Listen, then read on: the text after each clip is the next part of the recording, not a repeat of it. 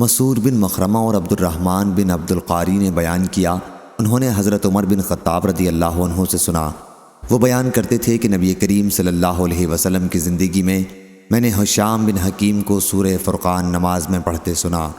میں نے ان کی قرأت کو غور سے سنا تو معلوم ہوا کہ وہ سورت میں ایسے حروف پڑھ رہے ہیں کہ مجھے اس طرح حضرت صلی اللہ علیہ وسلم نے نہیں پڑھایا تھا۔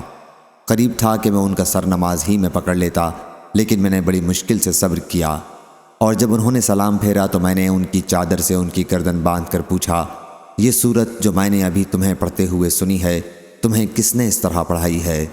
انہوں نے کہا کہ رسول اللہ صلی اللہ علیہ وسلم نے مجھے اسی طرح پڑھائی ہے۔ میں نے کہا تم جھوٹ بولتے ہو، خود حضور اکرم صلی اللہ علیہ وسلم نے مجھے اس سے مختلف دوسرے حرفوں سے پڑھائی جس طرح تم پڑھ رہے تھے۔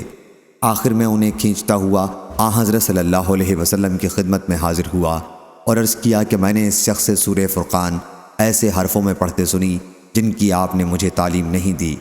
آپ نے فرمایا، عمر رضی اللہ عنہ تم پہلے انہیں چھوڑ دو، اور اے ہشام تم پڑھ کر سناؤ۔ انہوں نے حضرت صلی اللہ علیہ وسلم کے سامنے بھی انہی حرفوں میں پڑھا جن میں نے انہیں نماز پڑھتے سنا تھا۔ حضرت صلی اللہ علیہ وسلم نے سن کر فرمایا کہ یہ سورت اسی طرح نازل ہوئی ہے۔ پھر فرمایا، عمر اب تم پڑھ کر سناؤ۔ میں نے اس طرح پڑھا جس طرح حضرت صلی اللہ علیہ وسلم نے مجھے تعلیم دی تھی۔ حضرت صلی اللہ علیہ وسلم نے اسے بھی سن کر فرمایا کہ اسی طرح نازل ہوئی ہے۔ یہ قرآن 7 حرفوں پر نازل ہوا ہے، پس تمہیں جس طرح آسان ہو پڑھو۔ صحیح بخاری حدیث نمبر 4992۔